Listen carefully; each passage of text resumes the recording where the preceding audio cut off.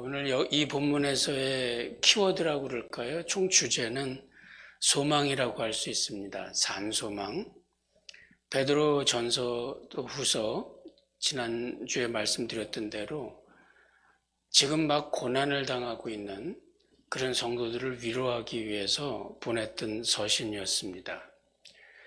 그런 그 목적이 분명히 있기 때문에 실제로 지금 고난당하고 있는 성도들에게 가장 필요한 것은 천국에 대한 소망이 될 겁니다. 이 세상에서 어떤 위로보다는 천국에 있는 소망이 확실하고 그것이 분명한 것이니까 거기에 대한 소망을 잃지 말라고 확신을 가지라고 부탁하면서 또 격려하는 사도의 간절한 심정이 구석구석에 드러나 있는 그런 편지고, 처음 시작할 때서부터 이 산소망에 대해서 사도 베드로는 강조하고 있는 것을 우리가 볼 수 있습니다. 이제 세 절로 3절, 4절, 5절 이 세 절 가운데서 이 소망이라는 것이 3절에서는 하나님께서 우리들에게 주시는 소망이라고 하는 것, 4절에서는 그 소망이 우리의 유산, 그러니까 성경 본문에서는 기업이다 이렇게 이야기를 했는데 그 기업이라는 말은 유산이라는 말의 뜻과 같습니다.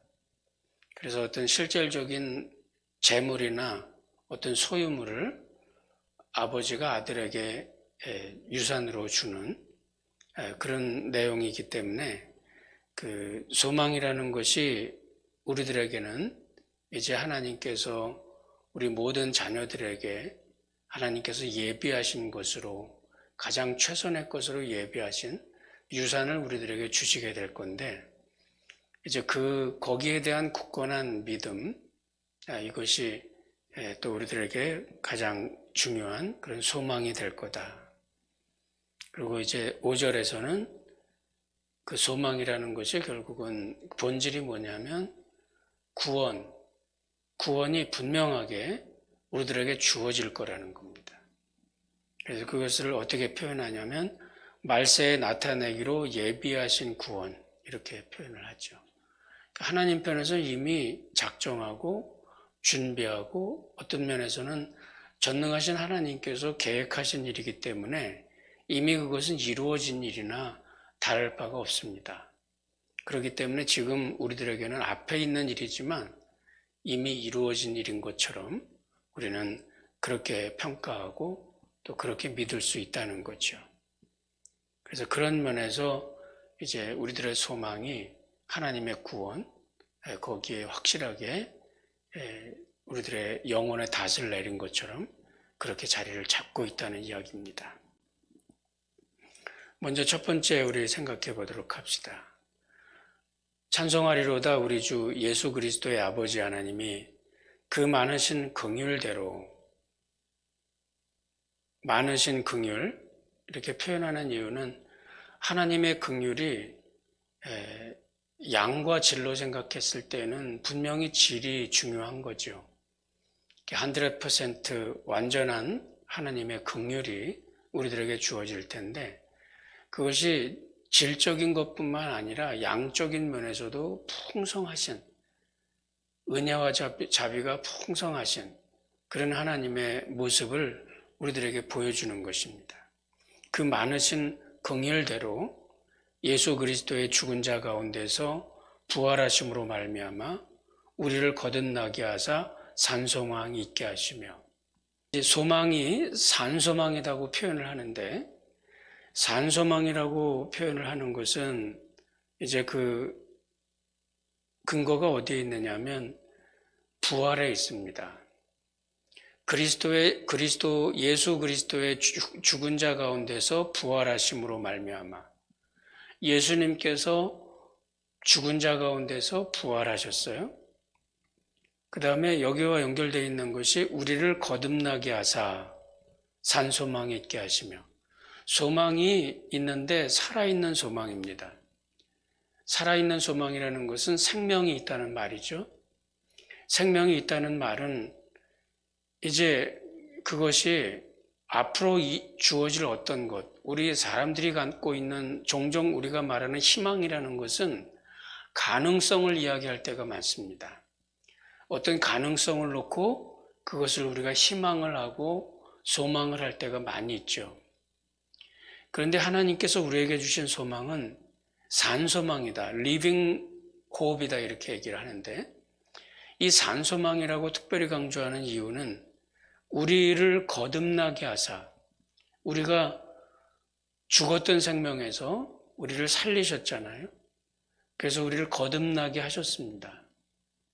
이 거듭나게 하셨다는 것과 이제 그 근거로 연결되어 있는 것이 예수님의 부활이에요.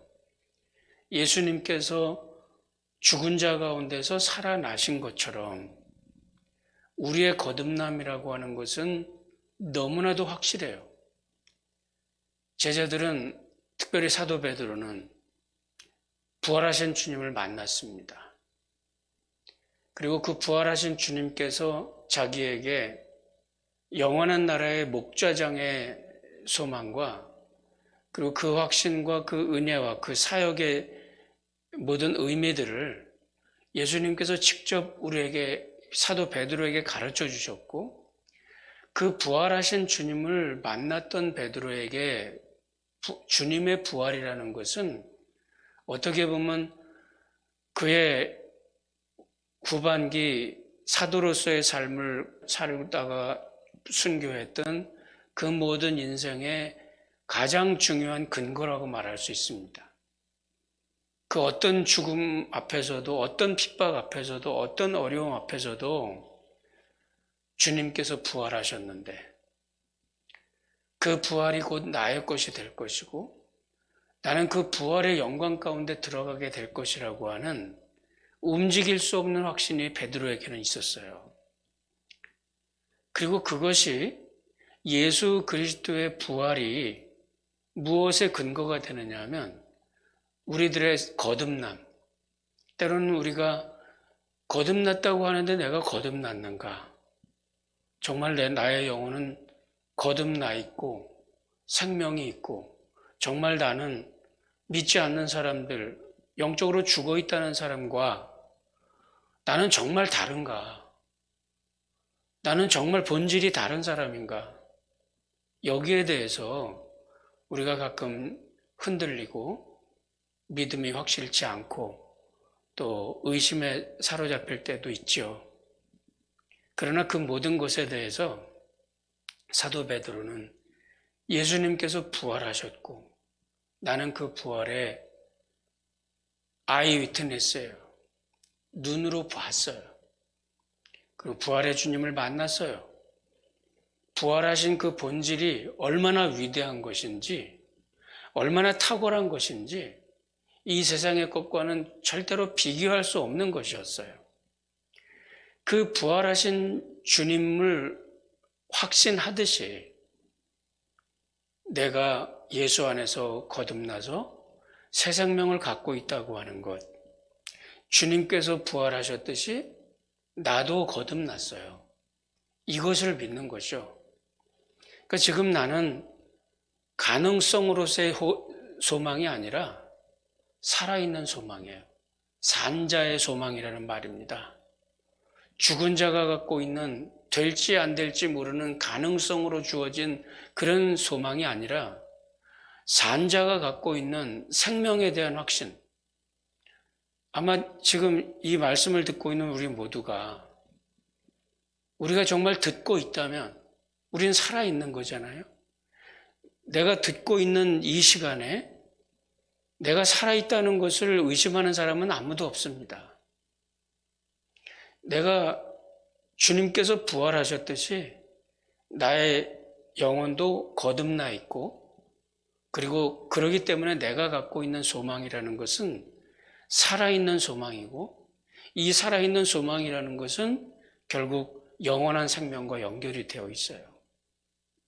이 얼마나 큰 확신으로 지금 사도 베드로가 이 소망에 대해서 이야기하고 있는지 모릅니다.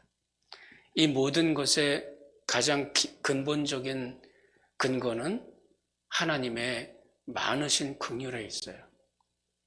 그 많으신 긍휼대로 우리가 아무리 부족해도, 우리가 아무리 연약해도, 세상에서 우리가 아무리 흉악한 죄를 지었다 할지라도 하나님의 소망은, 하나님의 긍휼은 끊임이 없고, 그리고 우리가 그 안에서 예레미야 선지자가 가졌던 그 소망대로 주님의 자비와 긍휼이 무궁하심으로 이것이 아침마다 새로우니 주의 성실이 크도소이다.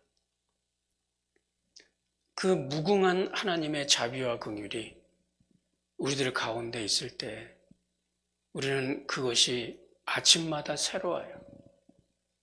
나의 삶이 어떠할지라도 하나님의 긍휼을 근거로 해서 예수님께서 부활하셨고, 그리고 나의 생명이 분명히 나의 거듭났다고, 내가 죽은 자 가운데서 거듭났다는 사실이 예수님의 부활처럼 확실할진데, 우리가 가지고 있는 영생에 대한 소망은 결코 쇠하지 않는 겁니다. 이 표현이 4절에 나옵니다. 썩지 않고 더럽지 않고 쇠하지 아니하는 유산이라고 말하죠. 이 유산을 하나님께서 이제 우리들에게 주시는데, 유대인들에게 유산이라는 것은 너무나 확실한 겁니다. 아버지가 죽으면서 그 유산을, 가지고 있는 유산을 반드시 자녀에게 주게 돼 있어요. 아버지가 재산을 갖고 있다는 것은 결국 그것은 아들에게는 자신의 것과 다를 바가 없습니다.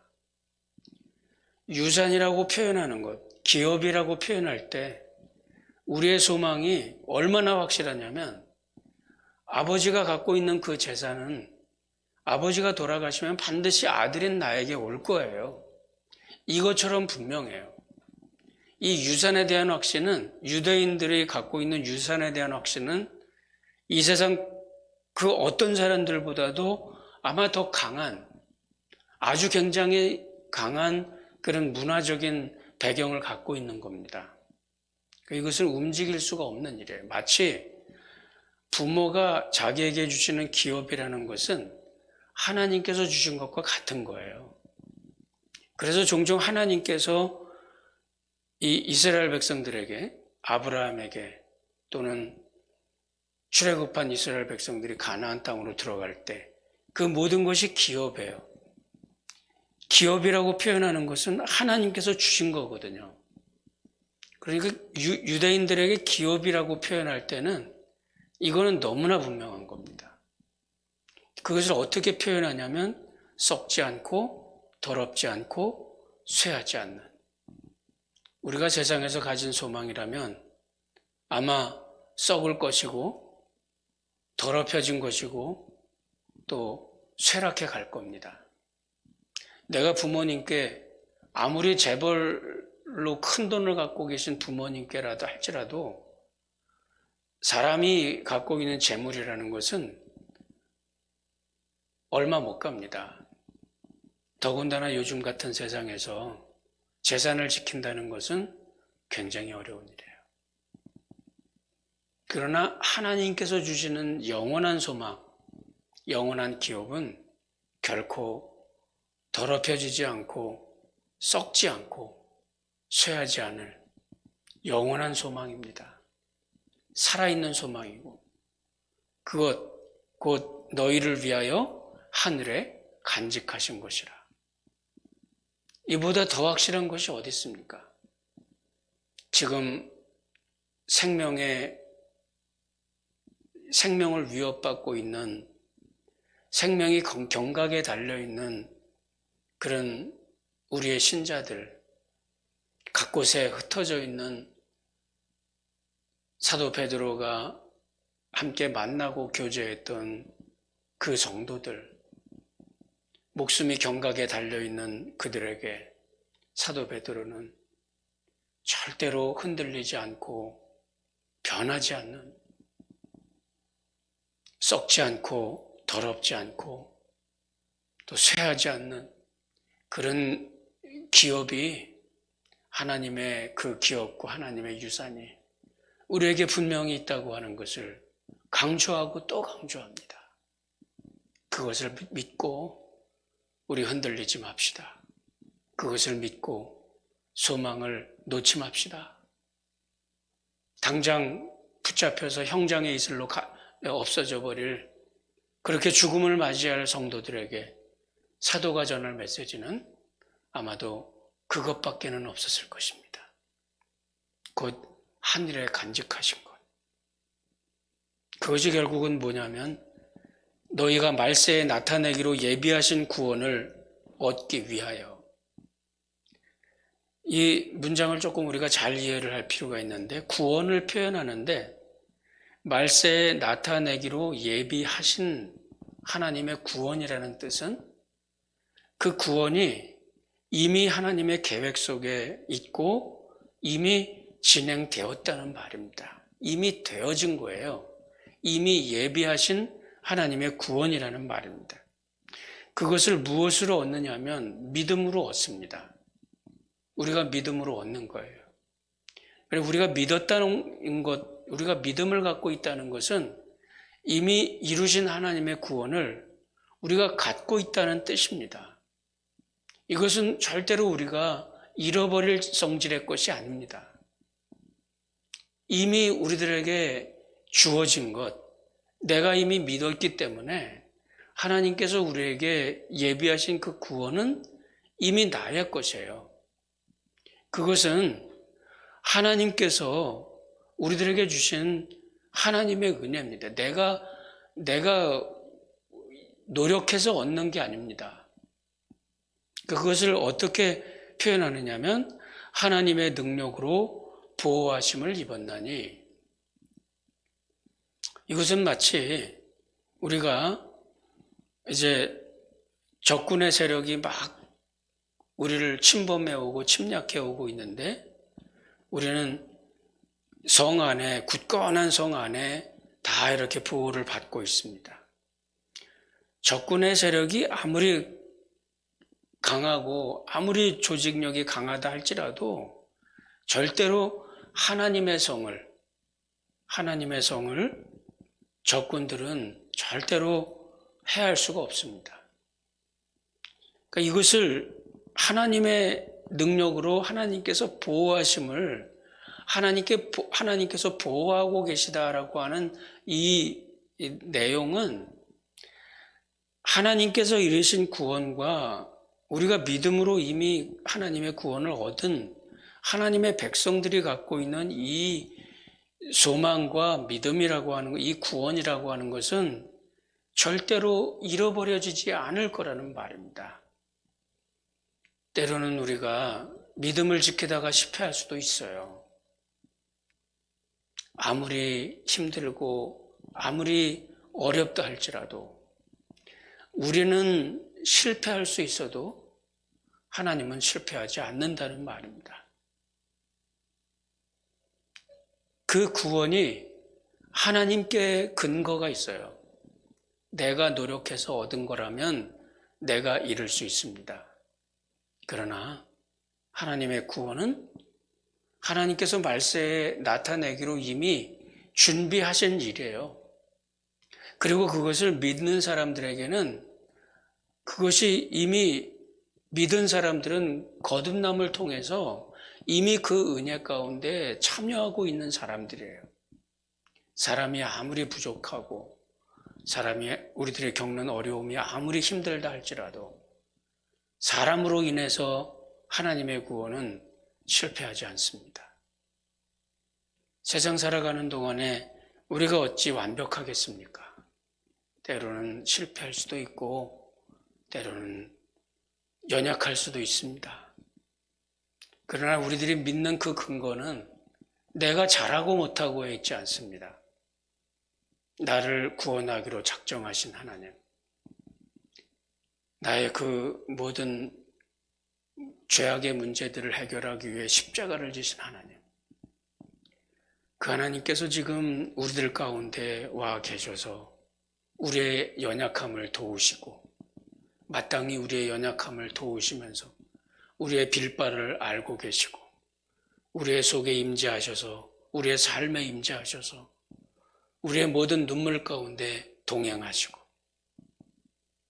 이 모든 일들은 하나님으로 인해서 시작되고 하나님으로 인해서 이루어지고 하나님으로 인해서 우리에게 주어질 겁니다. 이 믿음을 갖고 우리들의 삶의 현장에서 믿음 가운데 승리하고 믿음으로 하나님의 놀라운 그 하나님의 나라를 선포하고 부활의 증인으로서의 삶을 살아가고 이 모든 일들이 우리들에게 커다란 축복과 증거로 남고 그 가운데에서 승리할 수 있기를 주의 이름으로 축원합니다. 기도하십시다.